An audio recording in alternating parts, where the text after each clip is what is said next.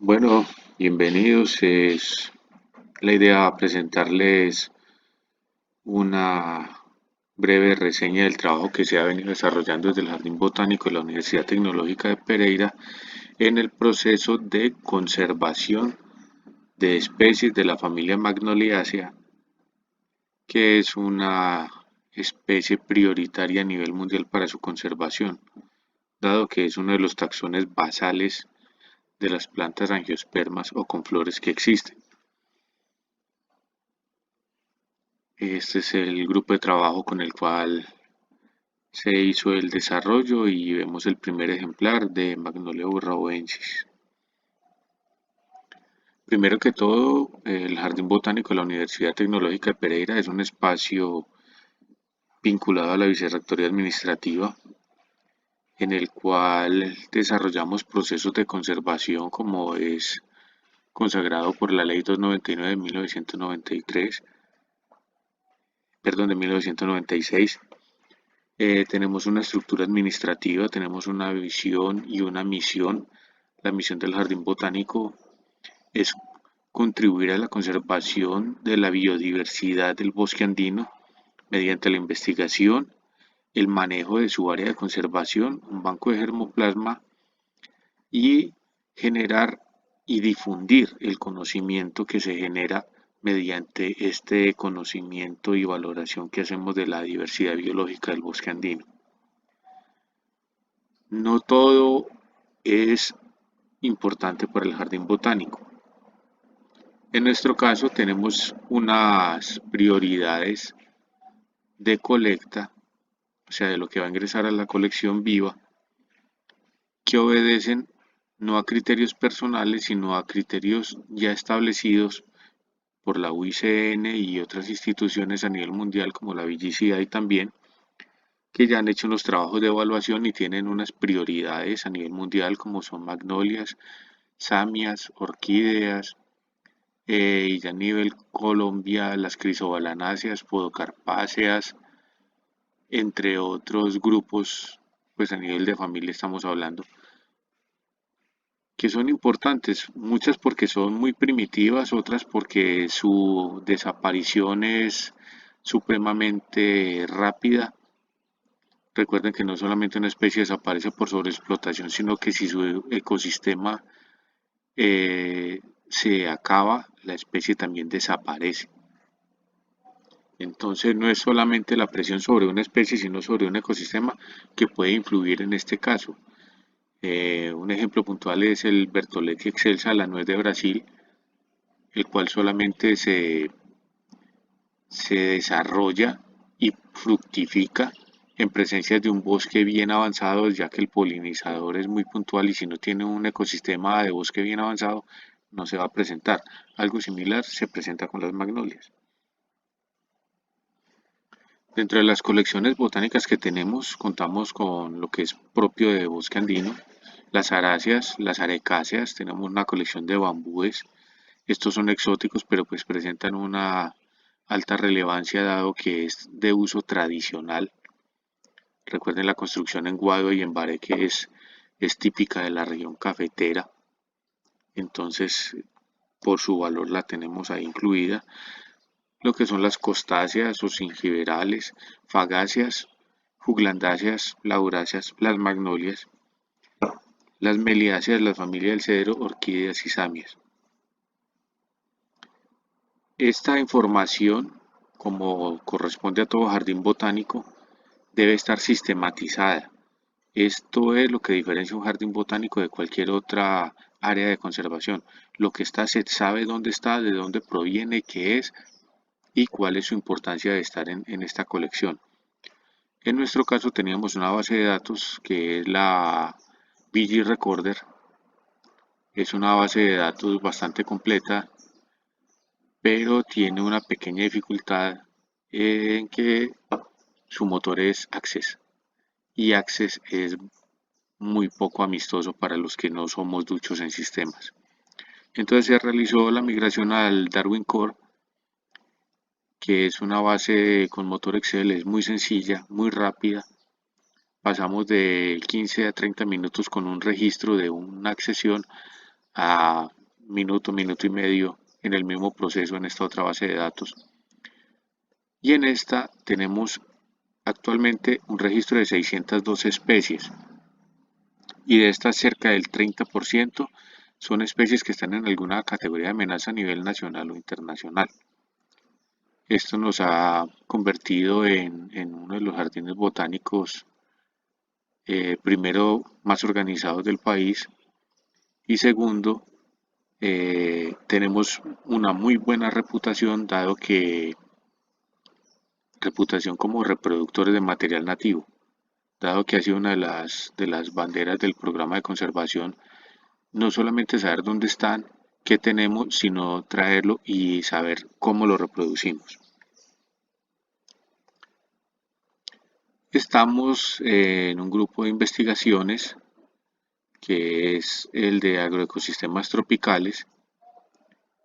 El, el proceso como tal de investigaciones de las especies de la familia Magnoliaceae se empezó en el año 2006, cuando accidentalmente con un proyecto que estamos desarrollando del Fondo Whitley y la red de jardines botánicos en una salida de campo buscando cedro negro, se encontró un fruto de Magnolia hernandezi en el suelo. La recomendación siempre fue de frutos en el suelo, no traerlos, de todas maneras me lo traje. Empecé a hacer el proceso de investigación a ver qué debía hacerle a ese fruto, porque pues para los que lo conocen y lo vamos a ver más adelante, es parecido a una guanábana, pero supremamente duro.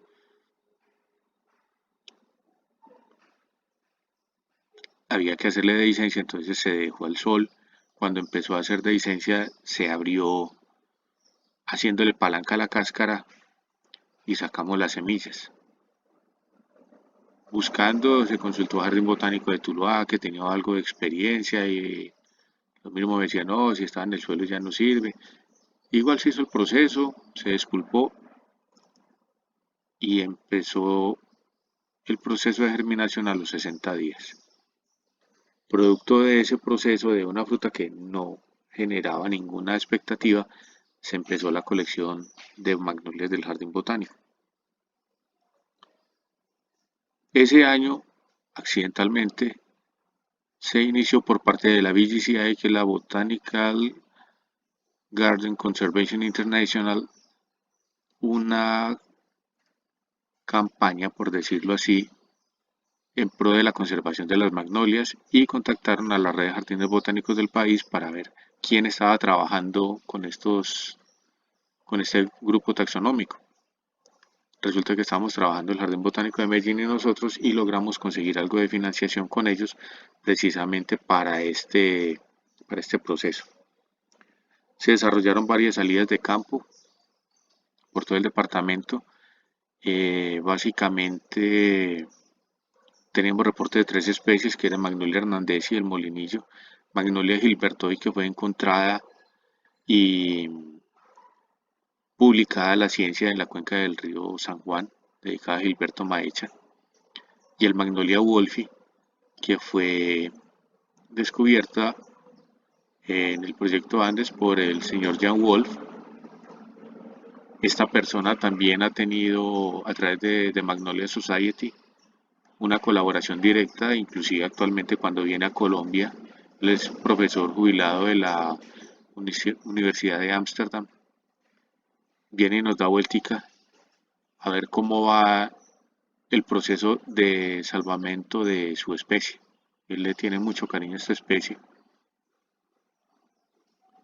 Y en este trabajo de campo encontramos que no solamente había esas tres especies, sino que encontramos otras más que vamos a ver más adelante, entre ellas Magnolia spinali, Magnolia chocoensis, que estaba para el lado más hacia el Chocó, y lo que en su momento era Magnolia afina colombiana, porque era lo más parecido. Vemos dónde está Risaralda y Colombia. Vemos que es un territorio muy pequeño y ustedes dirán, pero bueno, ¿cuál es la relevancia tan grande? Resulta que Colombia es el segundo país en diversidad de especies de esta familia botánica a nivel mundial. ¿Quién es el primero? Es China. Si comparamos el tamaño de Colombia con el de China, obviamente es una fracción muy pequeña y Risaralda sí que menos. Risaralda viene siendo casi una ciudad grande de las que cuenta China. En el momento tenemos cerca de 45 especies registradas en Colombia y de esas en Antioquia hay 16, si mal no estoy, que ese dato está actualizándose, y en Risaralda contamos 6, posiblemente 8. Nos falta revisar porque cerca de la zona de Quinchía, Jardín, Antioquia, eh, lo que es Guática, muy posiblemente esté Magnolia jardinensis y Magnolia coronata, que son especies recién reportadas. Nosotros no la hemos registrado, pero es muy posible, lo que nos ubica a nivel nacional como el segundo departamento en diversidad de especies de esta familia.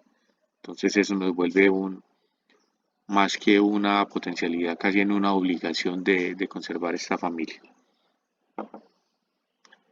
Como les comentaba, en 2007 se da el proceso de conservación de todas las especies.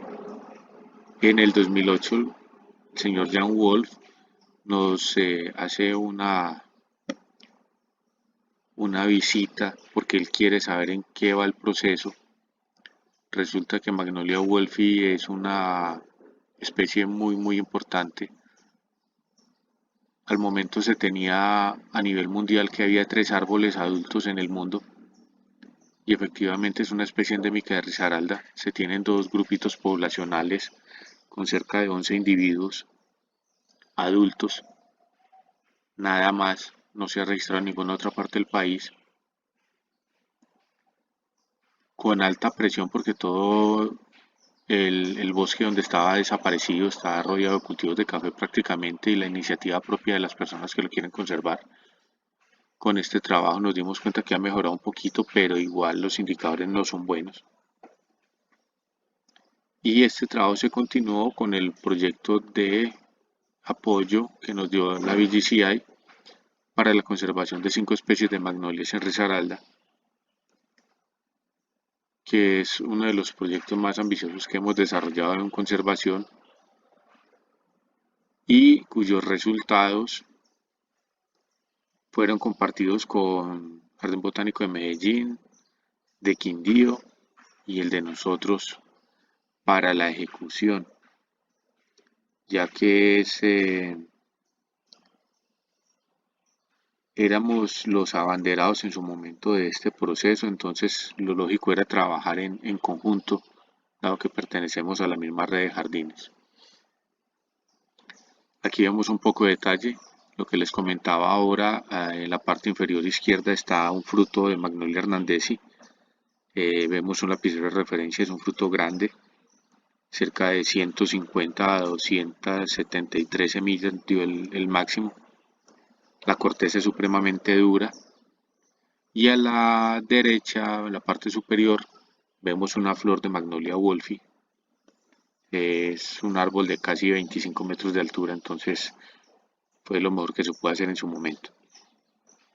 Estas especies, además de su pérdida de hábitat, en Risaralda han sido muy buscadas porque es una madera muy fina, resistente a la corrosión medianamente por los factores ambientales, o sea, la pudrición, muy fácil de trabajar, muy fácil de pulir. Esto lo sé dado que me gusta trabajar la madera y logré ver una pieza de un bloque de estos por un proceso con la CRQ de un árbol que se volcó y pues tuvieron que removerlo de la carretera porque lo quedó tapando y da un lustre muy bonito y es muy fácil, entonces fue bastante arrasado. En el momento, pues en las agencias de madera no se ve, pero no estoy seguro en los municipios que aún pueda haber algún tráfico de esta madera, pues legalmente no es. Pero De serlo, es una especie muy cara, lo que la hace más apetecible. Lo que les comentaba, hablamos de tres especies de forma tradicional en toda la bibliografía hasta el año 2008, cuando empezamos a hacer este proceso de actualización a nivel Colombia. Para, para esa época fue que salió el libro rojo de plantas de amenazadas de Colombia, el volumen de número 5, donde están magnolias, miristicáceas, podocarpáceas y crisobalanáceas, con 33 especies. Al momento de salir el libro ya estaba revaluado porque llevamos en 36 especies y algunas áreas de distribución ya habían cambiado, pero es un buen material de referencia.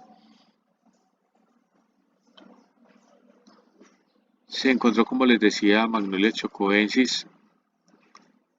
En este momento, lo más parecido, habiendo hecho una revisión con Magnolia colombiana, ahora era Magnolia yarmalensis y un individuo de Magnolia spinali. Ese individuo de Magnolia spinali nos cambiaba la distribución de estar restringida a menos de 50 kilómetros cuadrados en Antioquia hasta llegar a la zona de Santuario Risaralda. Se hizo una corroboración con material ya de herbario, material fértil, porque había unas colectas previas hechas en Risaralda por Jardín Botánico de Medellín, Jardín Botánico de Tuluá, en el propio herbario nacional, pero era material infértil. Entonces resultó que lo que en un principio parecía colombiana y luego parecía yarumalensis, resultó ser Magnolia urrabovense, que lo llaman Magnolia ojirredondo o gallinazo morado, que es la foto de la primera diapositiva que teníamos luego de la presentación. Magnolia chocoensis, había una pequeña disfunción ahí que también estaba colectada infértil, por lo que había estado una publicación en curso de una especie nueva para la ciencia y después de poderla obtener fértil y enviar duplicados a varios herbarios, se determinó que esta nueva especie no era una nueva, sino que era Magnolia chocoensis, que también tenía un área de distribución hasta el norte de Antioquia. Entonces, pues hemos ido generando conocimiento y difundiéndolo a nivel nacional, que ha sido bastante útil en todos los aspectos. Este es un cuadrito resumen de las especies que contamos en el departamento, la categoría de amenaza en la cual se encuentra, los departamentos donde están reportados, en qué altura se encuentra, como vemos casi todas son de montaña, por encima de 1500 metros, y un área potencial, es decir, donde se podría encontrar la especie. Otro dato interesante, de las especies encontradas en Risaralda, solamente una tiende a generar rodales, no digamos que puros, pero sí a crecer en conjunto, que es Magnolia urraboensis, del cual uno en una hectárea puede encontrar 10, 15 individuos, mientras que las otras especies son muy gregarias, son árboles que más bien están aislados, aún en suelos con poca intervención. Entonces es un datico adicional el que les quería compartir. ¿Qué resultados hemos obtenido? Eh, Me perdona la insistencia con las imágenes, pero me parecen muy importantes. A la derecha vemos un fruto de Magnolia gilbertoi abierto. Esto es una hazaña, dado que uno de los comportamientos que se observaron, que es parte de estos resultados, es que las magnolias abortan mucho. De este árbol estamos hablando, al que se le colectó este fruto, se le hizo seguimiento casi un año, produjo más o menos unas 50-60 flores. De esas 50-60 flores quedaron unos 13 frutos que empezaron a desarrollarse. De esos 13 frutos, cuando fuimos a recolectarlos, colectamos 6 y de esos 6 solamente 3 estaban maduros. Y de esos 3 maduros, el que más tenía, que era este que está en la foto, tenía 11 semillas. Entonces ahí vemos también uno de los limitantes grandes en este proceso de reproducción, sobre todo con magnolias que tienen frutos pequeños. Entonces, ¿qué logramos aprender? Primero, cuál es el manejo de las semillas que debemos darle. Un segundo resultado muy importante fue que logramos tener un banco de germoplasma de estas especies en el jardín botánico para mostrarle al público y contarles más cerquita, no echarse de un viaje un día entero y otro día caminando para ver un ejemplar, sino que los tenemos aquí cerquita. Tercero, logramos generar unos protocolos para la germinación de estas semillas que difundimos en la gente, porque la idea es tener asociados. Entre más gente nos colabore en este proceso, muchísimo mejor.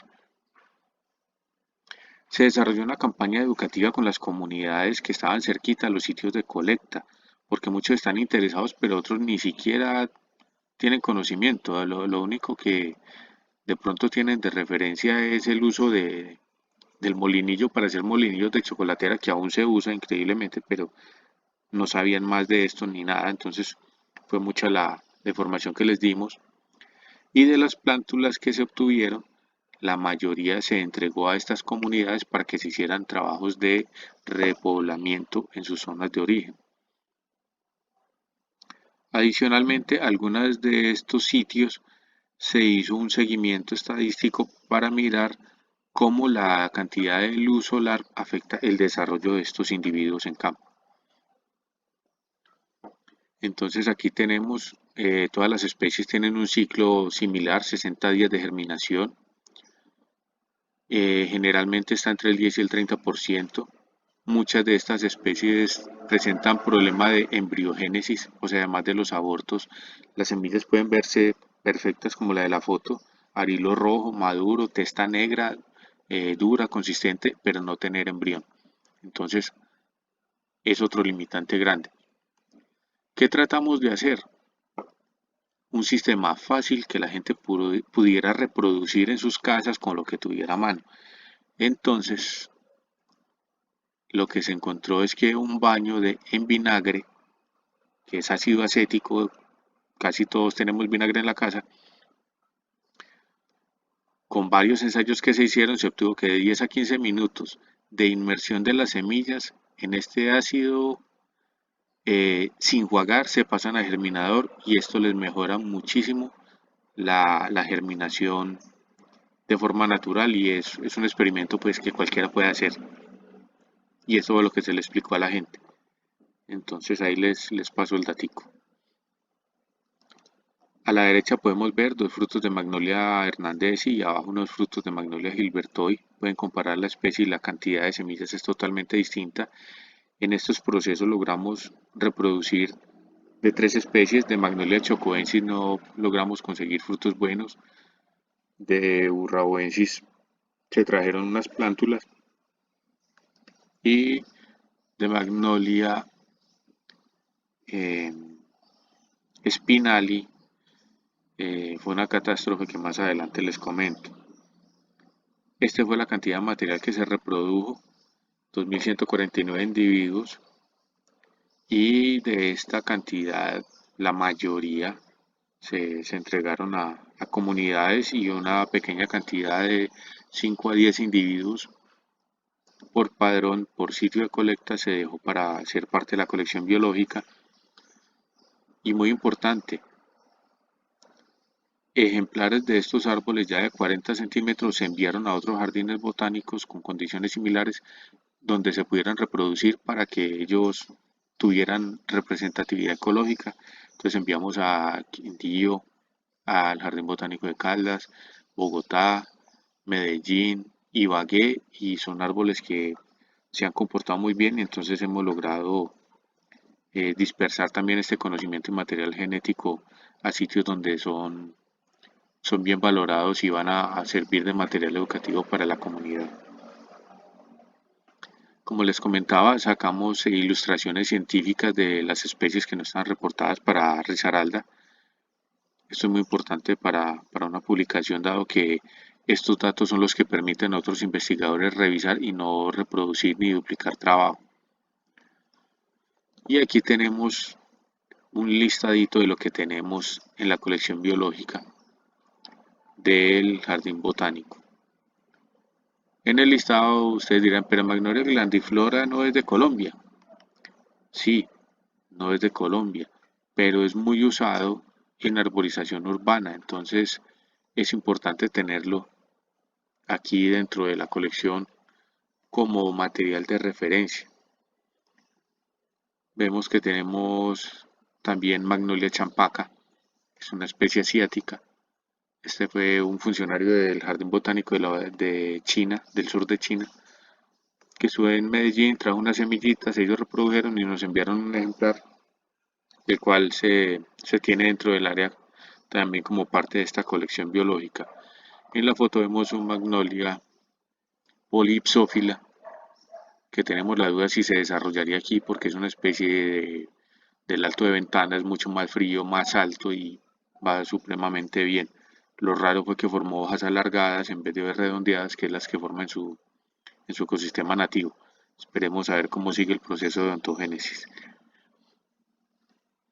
Produjimos 3 cartillas con este material divulgativo para que la gente conozca las especies, sepa cómo reproducirlas, sepa qué estamos haciendo y la importancia de las mismas.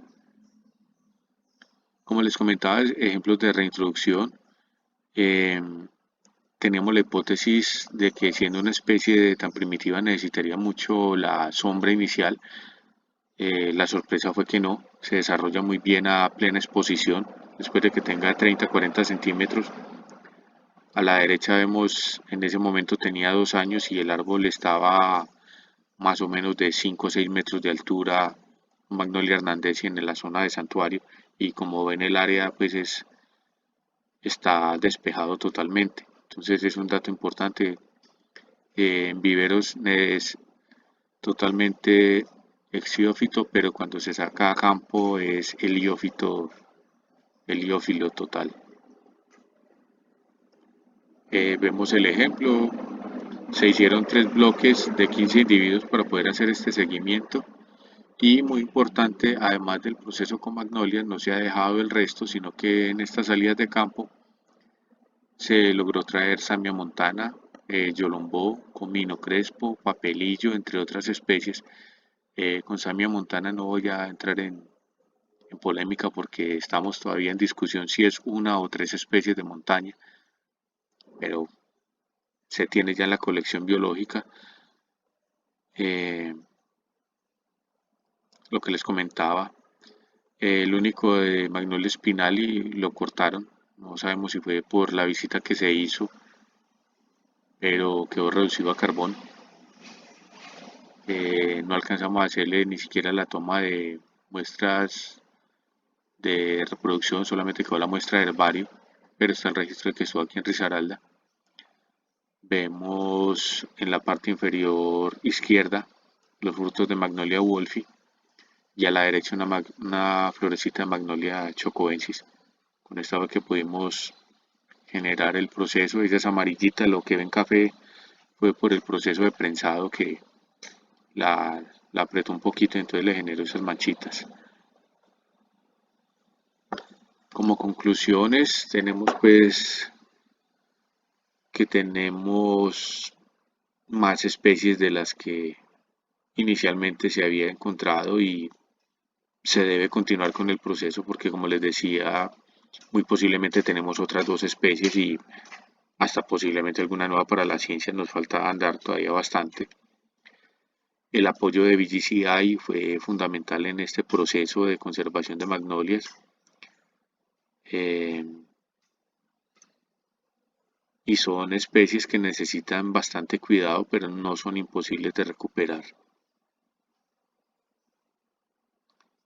Agradecimientos muy especiales a los funcionarios de BGCI y al señor Jan Wolf, que siempre ha sido incondicional, el señor Álvaro Cogollo del Jardín Botánico de Medellín, que ha sido siempre un aliado estratégico en nuestro jardín botánico, y las personas que nos colaboraron en este proceso en campo, tanto en las comunidades rurales como nuestros operarios de vivero y de trabajo de campo en alturas, que sin ellos pues estaríamos medios. Muchísimas gracias. Esto es el email y los números de contacto en lo que podamos colaborarles. Muchas gracias por la atención. De antemano también disculpas por el proceso, pero tengo otra situación, por eso no los pude acompañar presencialmente.